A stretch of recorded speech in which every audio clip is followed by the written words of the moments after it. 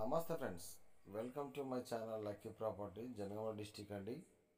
మీరు ఎక్కడైనా వరంగల్ టు హైదరాబాద్ వెళ్ళే రహదారి, జాతీయ రహదారి అంటే నేషనల్ హైవేకి ఏమైనా వెంచర్స్ కోసం వెతుకుతున్నారా, లేదా ఏసీ ఫంక్షన్ హాల్ కోసం ఏమైనా వెతుకుతున్నారా? అయితే ఈ సువర్ణ అవకాశం మీకే ఫ్రెండ్స్. ఇది ఒక 10-15 ఎకరాల వెంచరు.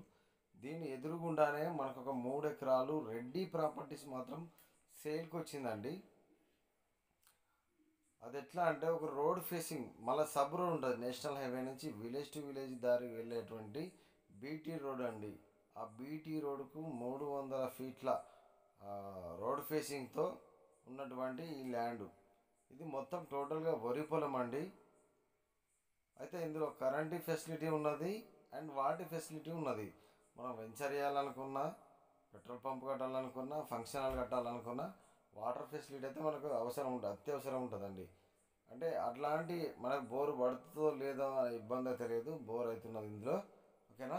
ఇక ప్రాపర్టీ పరంగా చూసుకుంటే మాత్రం వెరీ క్లియర్ టైటిల్ అండి. ఇది వెరీ క్లియర్ టైటిల్. ఇది ఏరియా ఎక్కడ అంటే జనగామ జిల్లా అవుతుంది. జనగామ జిల్లాకు జస్ట్ ఒక 6 కిలోమీటర్ మాత్రమే ఉంటుందండి. నేషనల్ హైవేకి అయితే మళ్ళీ చెప్తున్న ఒక 50 మీటర్ల పరిధిలో ఉంటుందండి. ఓకేనా.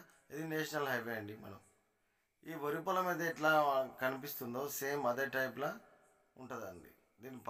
దీని వెనకాల బిల్డింగ్స్ ఉంటాయి. దీనికి ముందులో కూడా మొత్తం వెంచర్సే ఉంటాయండి. దీని చుట్టూ పరిధిలో 1 కిలోమీటర్ పరిధిలో మొత్తం ఆల్ వెంచర్సే ఉంటాయండి.